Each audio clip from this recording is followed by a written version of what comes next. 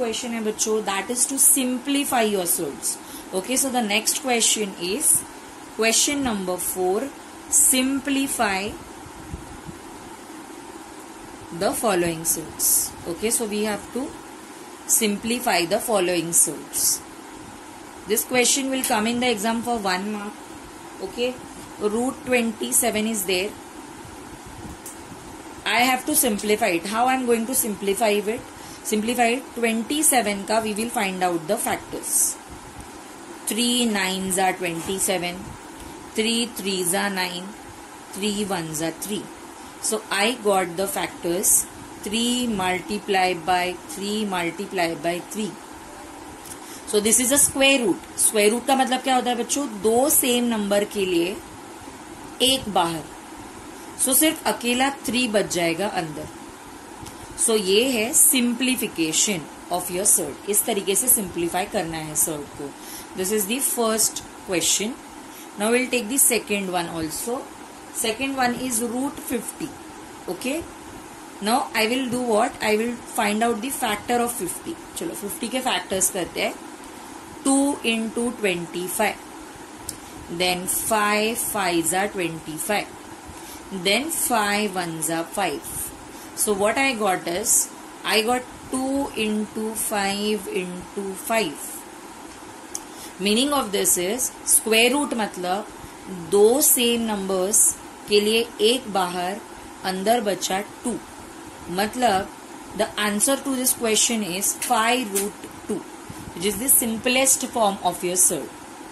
Okay, in the same manner you will be doing 3 4 and 5. So your homework is question number 3,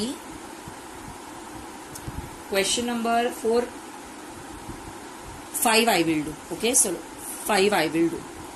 Now question number 5, let's start at root 168. So how you are going to simplify it? I'll find out the factor of this. Okay, how? 2 say I'll divide it. 2 8s are 16, 2 4s are 8. Then next is 2 4s are 8, 2 2s are 4. Then 2 into 21. Then 3 7s are 21 and 7 1s are 7. So the factors to this number 168 are 2 into 2 into 2, 3 into 7. Now what this square root says, square root का मतलब क्या होता है बच्चों? square root का मतलब होता है दो सेम नंबर के लिए एक बाहर. So सिर्फ ये बाहर आएगा, ये तीनों अंदर ही रहेंगे. कौन तीनों? 2 3 7.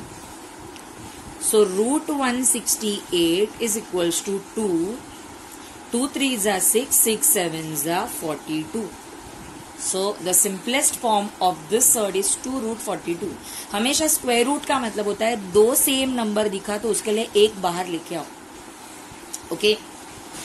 Now the next question that I have omitted from the portion. Okay, the next question that I have omitted. Okay, question number 5 is omitted.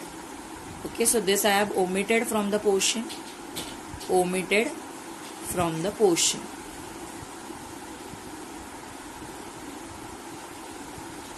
Compare the surds. Okay, compare the surds. This question I have omitted. So you don't have to do this. Compare the surds.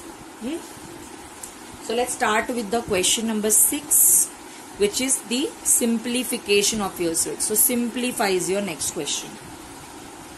I'll solve the first question. 5 root 3 plus 8 root 3. As I told you students, for simplification your surds should be like surds. Add करना हो, subtract करना हो, surds को like होना जरूरी है. Like मतलब radicand same होना चाहिए. तो यहाँ पे मेरा रेडिकेंड सेम है, ऑर्डर भी सेम है, दोनों भी स्क्वायर रूट है. It means I can add them. How to add them? जो सेम है उसको एक बार लिखो और ब्रैकेट के अंदर जो बचा है 5 plus 8. Then what I'll get 13 root 3. This is the simplification of your set.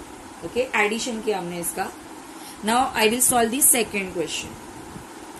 My second question is 9√5 minus 4√5 plus 125.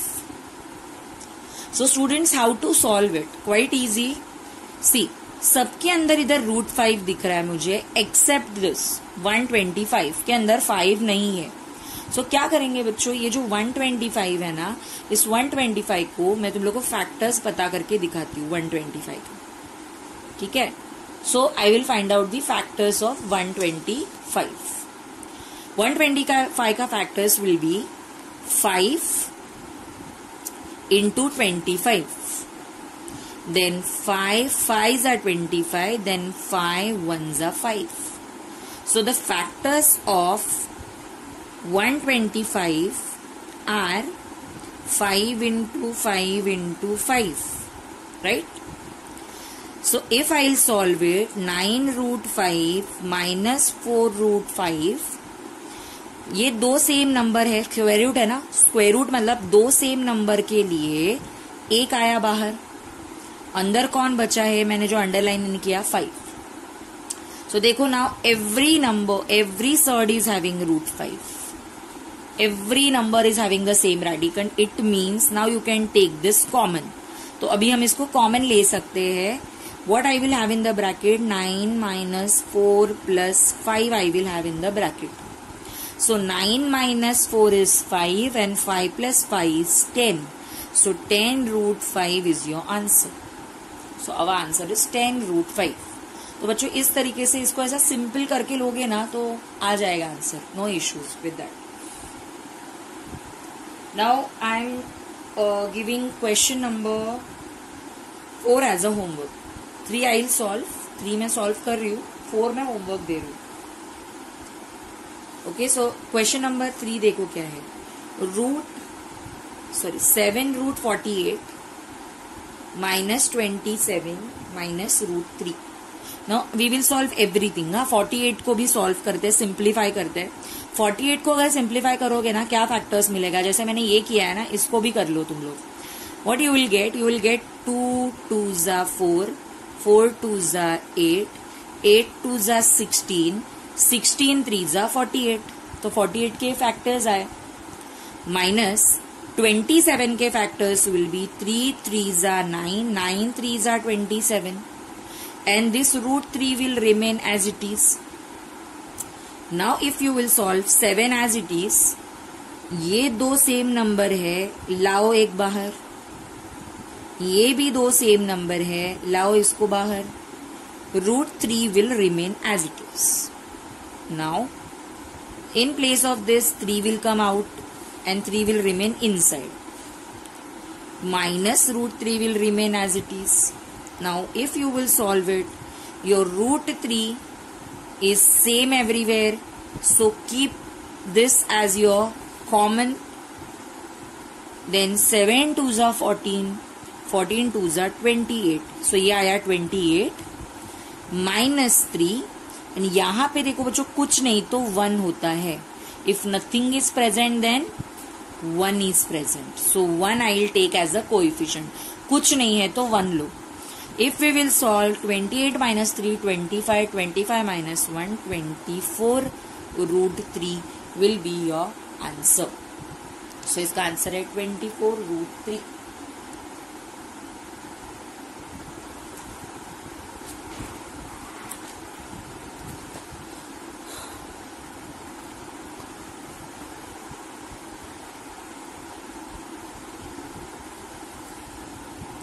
Okay, the next question, which is question number 7. Here you have to multiply and you have to write the answer. Write the answer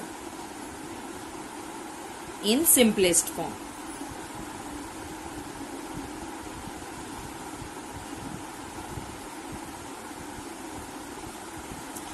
Okay, so let's do question number 1 and then we will see.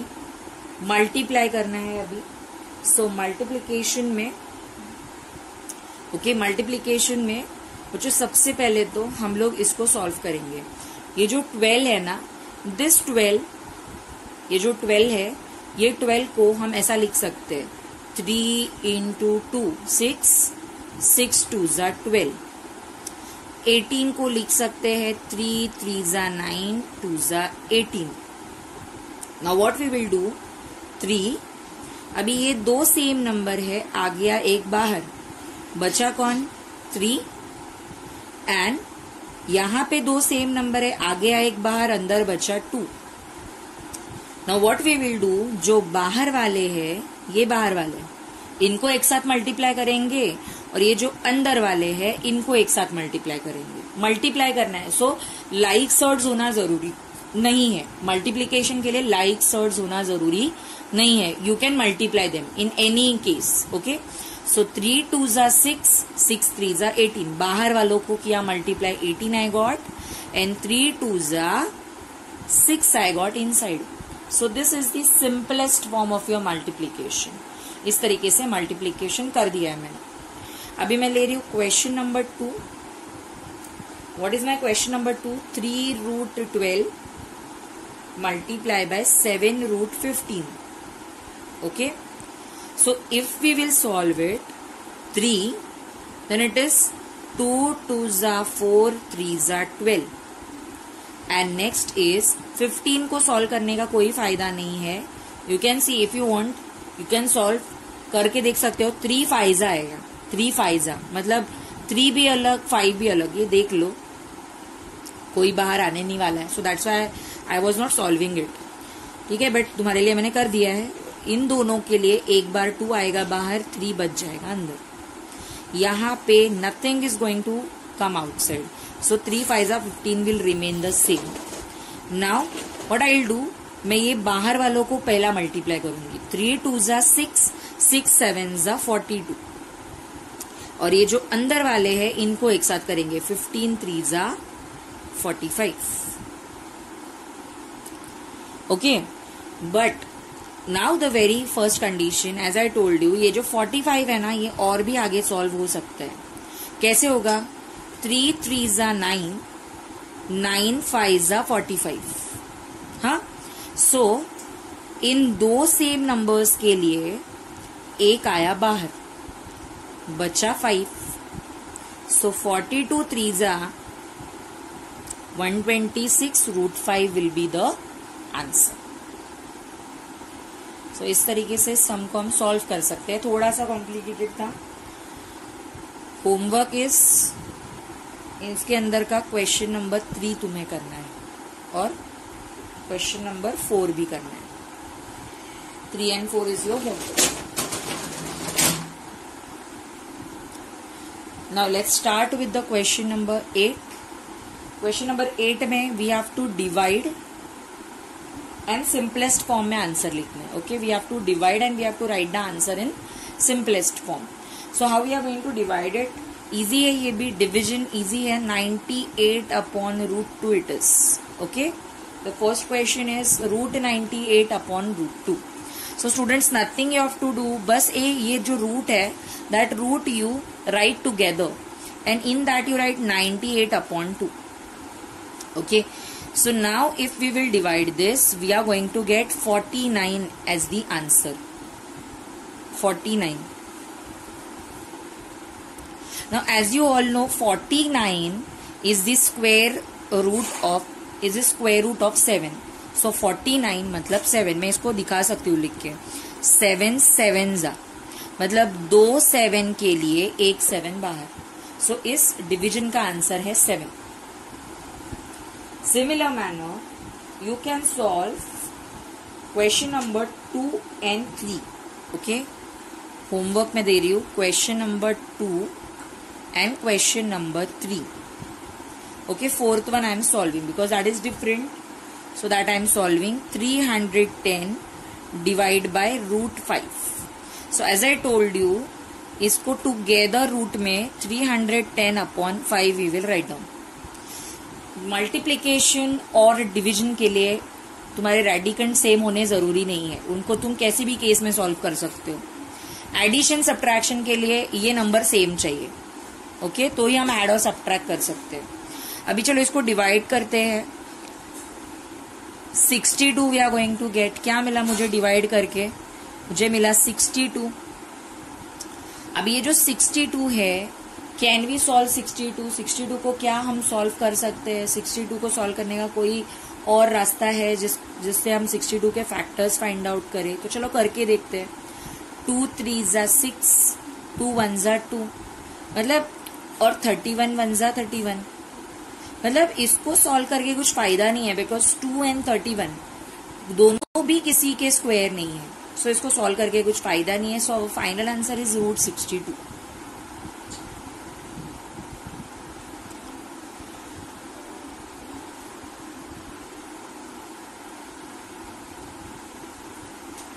Okay, now question number 9, that is the most important question. Rationalize the denominator.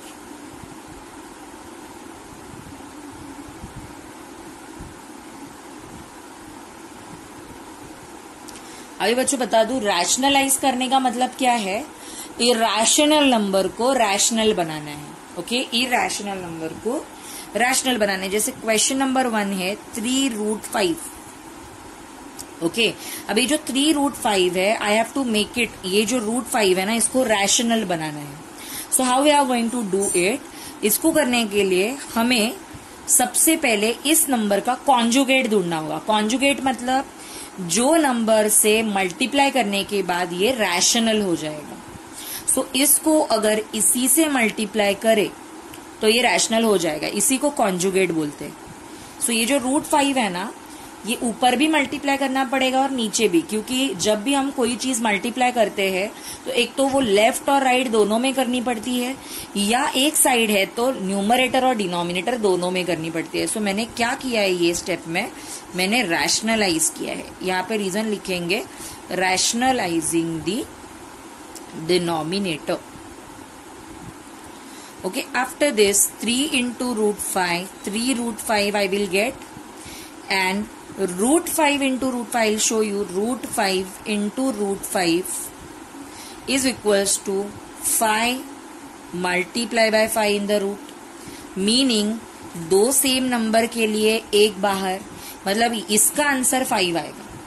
सो इसका answer आया 5। Now you can see, इधर root था, इधर root नहीं है, मतलब irrational number था, rational में कन्वर्ट हो गया है। सो इसको बोला जाता है रैशनलाइज करना। So this, in this manner you can rationalize your denominator. Okay, so I am giving you the homework. Question number 2, question number 3 and question number 5, these are your homeworks. Okay, ये question homework के लिए है। मैं 4th वाला solve कर रही हूँ because that is different. Okay, so question number 4 I will solve. Question number 4 जो है दैट इज 6/9√3। ओके, इसको रैशनलाइज करना है। तो बच्चों, इसको रैशनलाइज करने के लिए nothing you have to do, जो नंबर रूट में दिखाई दे रहा है उससे ऊपर भी, मतलब डिनोमिनेटर और न्यूमरेटर दोनों को मल्टीप्लाई करना है। ये है तुम्हारा कॉन्जुगेट, इसको कॉन्जुगेट बोलते हैं। सो इस नंबर का कॉन्जुगेट है √3। Reason will write down rationalizing the denominator. Okay, after this 6 into √3 I will get 6√3. Here 9 will remain the same, and as I told you, ये दोनों को मल्टीप्लाई करो, देख लो, √3 multiply by √3 I'll get 3 into 3, मतलब दो same number के लिए एक बाहर। सो 3 आएगा मेरा आंसर इसका, ये दोनों का। सो अगर इसको सॉल्व करेंगे, 3 1 jar 3, 3 2 jar 6। So I will get 2√3/9। ये 3 से इस 9 को डिवाइड नहीं किया जा सकता बिकॉज ये 3 रूट के अंदर है, बाहर नहीं है। अगर ये बाहर होता तो I would have divided that. So 2√3/9 is your final answer for this question. With this we have finished with practice set 2.3. Okay. So you will start with 2.4 practice set in the next lecture.